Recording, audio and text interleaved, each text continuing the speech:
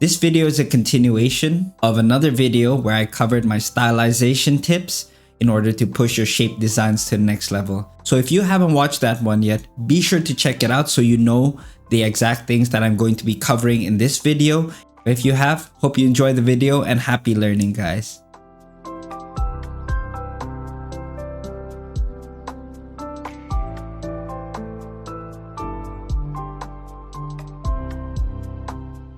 All right, so now it's time to apply all of the things that we've learned from the lecture earlier, or should I say just the learning material earlier, into these examples that I've already picked out.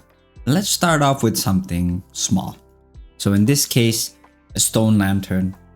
I actually think props is one of the things that even if you're interested in doing architecture and bigger architecture and environments, props is a really good one to start off with because they tend to be made out of more primitive shapes and chunkier shapes as well. So as a result, you have less details to actually play around with, which when you're starting off is a good thing. But also on top of that as well, it's going to be much more manageable for you. So as you can see, it kind of looks like its own mini architecture in itself. So let's get started. So I'm not going to change too much about perspective.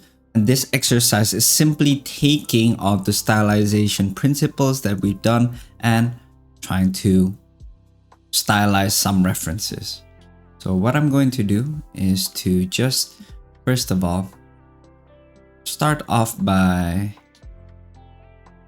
getting the main pinch of the body in. I'm going to keep the perspective relatively similar. And of course, even in this demo, I'm not going to be showing how to do perspective. I'm assuming that you guys already know how to. And this is mainly about stylization anyways. And you can see that gentle taper that I've created. It's not too crazy. And I'm going to pinch this extruded part a little bit more as well. So as you can see, rather than it being completely straight, it's a little bit more so. Even if you have a curve like so, a little bit harder to tell here just because of how small the object is. Then I'm going to do the bottom part. I'm going to create a slight pinch here once again. And for the top part, it looks like there's already a natural sag on the roof. So one of the things that I could actually do is just really exaggerate that. I'm just going to draw the lip, the roof here first, or drawing out the bottom. And ultimately what I want to try to do is avoid two edges having the same distance between it, and more so something like this, where as you can see towards the center it actually gets a little bit thinner. And my goal here isn't about replicating the reference perfectly, it's more about practicing my stylization. So it's going to sprout from around here, then I'm going to exaggerate this part coming out a little bit. And it looks like there's a smaller part here as well. So now I can add in some of the interior edges as well. Again, creating that little bit of a pinch here. And even with the edge here as well, a little bit of that sag. Just want to make sure it aligns with this edge. And I'm also going to create a bit of a double up here to symbolize a bit of beveling. And you can even see a bit of a chip down the bottom, right, like so. I like to just represent it with triangles. It's an effective stylization. And here as well, I'm going to actually exaggerate the tapering a bit more. It's covered by moss and I can always add it in later. But with the edges here as well, I kind of double it up to represent beveling and create that imperfection as well to symbolize weathering. And I'll also create a bit of a chip here as well. Since it looks like that stone is not actually slotted into the base, but rather it's just sitting on. I might even create some visible weathering on the silhouette over there. Now time to do the extrusion or the hole here as well. As you can see, it's not perfect whatsoever. In fact, I feel like it's not quite accurate in terms of perspective, but that's fine. Just practicing the stylization. think for the sake of this demo, I'm not going to focus on the plants outside, but I can still do the moss on top. So I'll just do it on a separate layer, and I'll lower the opacity here so you guys can see. And I want to actually exaggerate the gesture here of the moss. So I'm actually going to start off by creating this that goes down. And then this is going to be the complex edge. This is a simplified edge. Then the complex one is where you get a lot more of these details. I want to make sure that a bit of that moss is coming out of the silhouette. And with the moss here as well, the way that I can do it is that I create gesture by thinking about it like hair. So maybe it swoops like so, in these kinds of clumps. So actually what I'll do, I'll just take a step back here and treat it like hair. As if this lantern has emo hair over here. And I told you that character experience can come in handy even when it comes to drawing props. But now I'll lower the opacity, even lower this one a bit more. And I'm going to do the moss over it. So stylization is sometimes even adding motion where it's not really there, or creating this grouping, because that's what the gesture essentially does. It clumps some of these tufts of moss together and it gives some sort of order rather than it being completely random and all over the place. This is the kind of artistic liberty we want to try to put into our works. And I can end up turning this off as well. Now that it's done, and I'll make this visible again, but I'll start erasing what's below. So as you can see, even with a simple prop like this, you can make it more interesting. In fact, if you can't even make something as simple as this look interesting, I think you will struggle when it comes to larger concepts as well. So start small. And now that I have this a little bit more visible, I can actually start making some adjustments. And maybe I'll just merge this down. Just trying to add a bit more form to the moss too. And generally with these kinds of styles as well, you tend to want to make things extra chunky too. So even if the moss may be a little bit more fine, I'm actually choosing to simplify it a little bit more. To represent this edge of the lantern, I'm also gonna do that internal edge too. And feel free as well, guys, to just follow along with these studies with me too. Maybe I can add in some of the moss kind of creeping in from below too, just so it doesn't feel so out of place to have the moss on the top. And of course, if you've also watched my line weight video, you can add a little bit of line weight as well to make it feel more dimensional, which I will do a little bit actually, just to make it look extra nice. And if you haven't checked out that video yet, be sure to do so too. I've got a lot of great tips for you to instantly make your line art pop, and even showing you what exactly you can exaggerate with line weight. It's actually just good practice to do props, and even if you're looking for a job, I think props are often one of the most underrated subject matters, because in the end, when it comes to an IP or a game production, there's going to be so many props in general that need to be created, but only so many characters sometimes. So by making yourself competent with props, in a sense, you're going to actually give yourself a better chance to be hired on an entry-level job. And on top of that, it's fun. I really think that it's just a really nice step down from doing proper architecture, because a lot of these things do look like small architecture in itself already. But just with the edges, adding a bit more beveling. Just a bit of scratches too. Bit of beveling on the edge. Bit of a chip off as well, representing it a bit in the silhouette too. Here as well. So since this is digital, we definitely have the ability to make these changes on the fly. And lastly, I think I could put in a bit of line weight here as well to represent the shadows. There you go. Simple stone lantern prop that's been stylized a little bit more. So a great way to expand your visual library at the same time and to force you into a mindset of actually reinterpreting your reference. Because I think one of the issues when it comes to students doing their studies is that they're just mindlessly copying. But even if you're not designing your own concepts, thinking about functionality and all of that, just thinking about manipulating the shapes a little bit more and exaggerating it could be all that you need to snap you out of that mindlessness. And as a result, absorb more knowledge as well. And there we go. Another common example, so we're kind of ramping up the difficulty a little bit more now, is to do furniture that's a little bit bigger.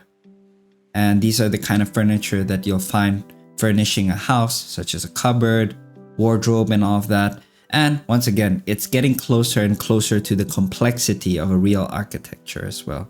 But rather than just jumping into the main architecture, let's just focus on this cupboard over here as well. So I don't have to match the perspective exactly. And one of the things that you can do, I know I kind of just jump into it, is that you can always just do the wider proportions first and just focus on getting the general stylization down even now. So in my mind, I'm trying to create a box, but a large tapered box. Imagine if you had to fit this whole design into like a giant cardboard box. What would that look like? And that should encapsulate the dimensions, and it will allow you to have an easier time to also figure out all the interior details. Well, in this case, I'm going to start out like this, and I might just use this as a guide. So I might lower my opacity here and then begin figuring out the interior details. So as you can see, there's a really big taper here as well. And for the table over here, I'm going to create a bit of that pinch, but then the sag in the middle. And this one probably will stick out a little bit too. But maybe, no, I think it'll be fine. So I'll create the pinch and then the sag over here. And you'll notice that I'm not really so strict with the perspective right now, and that's okay.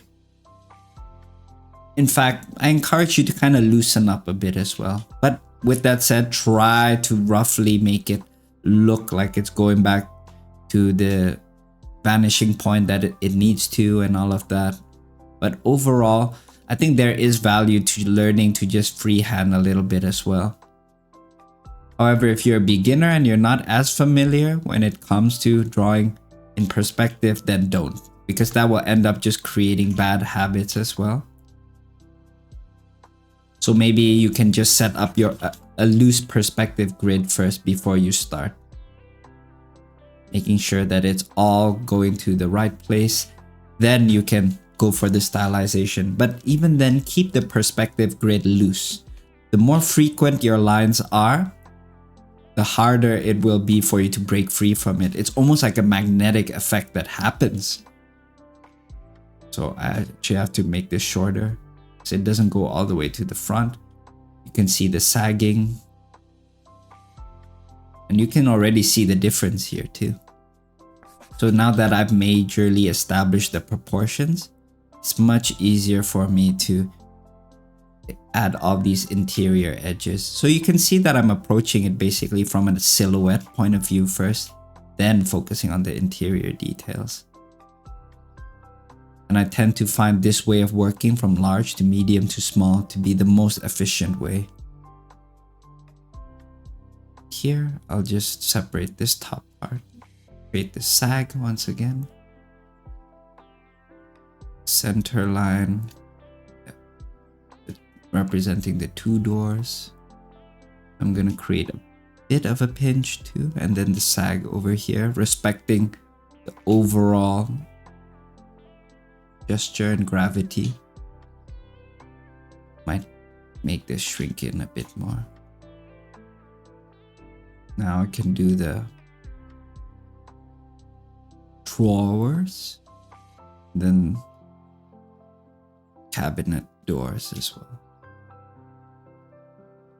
And once again, guys, feel free to adjust the level of stylization to your preference. And here I'm actually reducing it a bit because it was starting to feel a bit too distorted there. That was starting to look a little bit odd as well. Yeah, for some of you guys, you might even want to do less distortion and keeping it relatively straight. But to a certain extent, I don't always do it like this as well, but I just want to show you just how far you can push your stylization.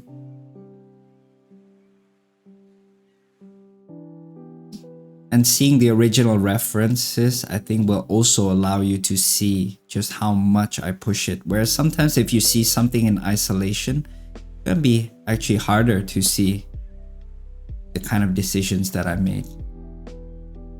I'll actually create a bit more of this tag over here. Maybe I'll also raise this tip a little bit more. And put the circles here as well. The knobs, that is. Yeah, with the majority of the proportions established, it's so much easier now. Roughly thinking about like an overall gesture like this. Maybe I can create a bit more tapering here as well. Individually too. So it's looking like this in a way. That could help exaggerate some of the gesture.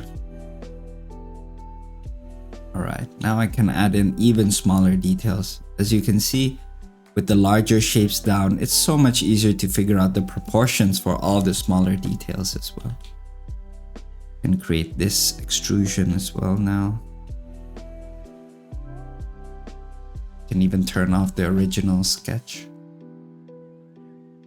And now I can add in the smaller weathering. So if you can, in a way, say that let's focus on the major stylization first with the forms, but then you can focus on the smaller ones such as the weathering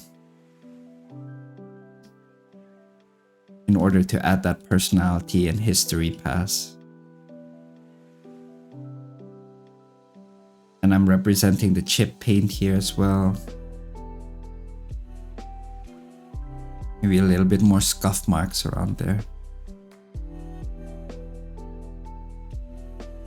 And adding a bit of that extrusion too. Just to make the door feel a little bit more dimensional.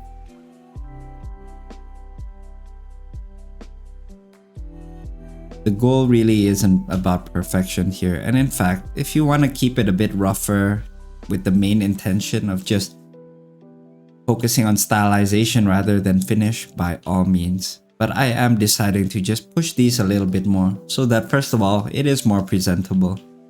But in the end, my speed and level of finish and what I consider to be a rough sketch will be wildly different. Because I would still consider this to be a rough sketch for myself. So if yours doesn't end up looking as finished as this, as quick as this, please do not dismay. Do realize that I have a lot of years of doing these kinds of studies, visual library, and just muscle memory that allows me to do all of this.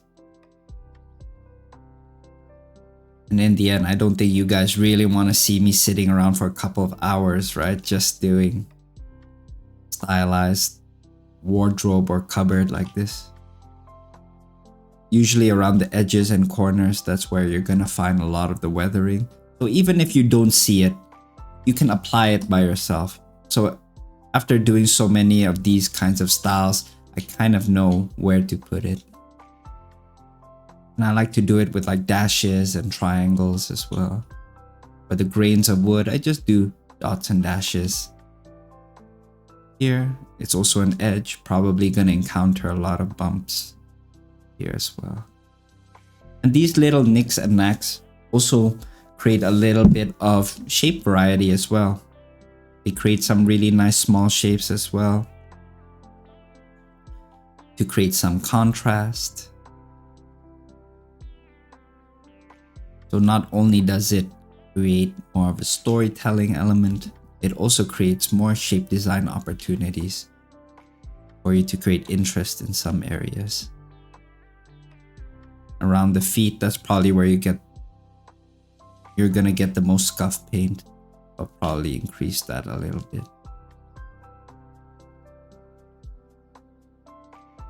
Oh, and doing the hinges too. And you can see basically the size of the lines that I'm creating are gradually getting smaller and smaller, as it should be. Starting from the biggest shapes and focusing on the medium, then the small shapes. And if you really think about it, the dots and dashes just represent the tiny shapes as well. And creates this sort of funneling effect as you go from the largest shapes to the smallest shapes. So there's intention behind these tiny shapes as well, outside of just representing weathering. And lastly, let's just add in a bit of line weight. Might as well, right? Since we're here. There we go. Nice. And lastly, let's try to apply it to an architecture as well, guys. So this is the final boss. And this time I'm going to show you guys a little bit more of a gesture-oriented approach. So even before I start the main architecture, drawing it out, I'm going to focus on the gesture. And I think I'm going to make it go this way, basically. So the roof kind of sags in a bit. Think of this as the spine of the architecture, the spine of the tower. This is the main gesture that I want to start off with. I'll actually start off with a rough sketch like this first. And I still want to create a little bit of a dip when it comes to the architecture as well. So quite often I do an underdrawing like this as well, which I don't think you guys really saw with the others because of how simple those were. But generally with more complicated things I do. So I'm going to create that taper here as well. So even within the gesture, there's going to be the tapering that I'm creating. So this ends up becoming a little bit like a witch's hat, which is pretty cool, I think. And let me just erase some of these lines as well so you guys can, or even for myself actually, just have a clearer look how the final sketch would look like. You can see I established the horizon line, but that's pretty much it for me. Alright, now that we've done that, I can lower this down and begin sketching. Okay, so first of all, like I said, starting with the largest forms, creating this huge sag. I think this may be the most amount of times that I've said sag in my entire life. Sometimes what I like to do is create a sag, but then a rise as well, creating this almost S gesture. Works out really nice for edge contrast as well. Yeah, you can see me doing that here too, but then just having a very simple sag here. Funnily enough, actually, some architecture might be a bit easier to draw than some props because this one is actually chunkier and less complicated than the cupboard that we drew earlier. Bit of a sag here as well. You can see that the building is overall leaning too. It just makes it feel like it's swaying in the breeze, or at least it's been blown against by the breeze for such a long time that the architecture has kind of like taken its form as well. There you go. Maybe instead of a taper here, I'll actually create like a double curve this way to further exaggerate this, make it look more like a banana. Now, all I have to do is add in the smaller interior edges first. And then I can add in the door. There you go. And now it's just time to add in the interior textures and the weathering. First, I'll thicken the roof up a bit. Maybe I'll start zooming in. And you'll notice that, yeah, the proportion's not accurate, but as I mentioned a lot, it's not my intention anyways. So here, I'll start off by adding these bits. And I'm even reducing the density of the lines as well. And part of stylization could also mean that you reduce complexity and chaos. And with the roof tiles, same deal. I just follow the contours a little bit and gradually kind of make it merge with the other edge of the roof. But honestly, I'm getting to a point where I don't care about perfection at all when it comes to roof. Sometimes it might not even fully make sense and it looks super warped like this, but I think it gives it some charm compared to super labored roof tiles.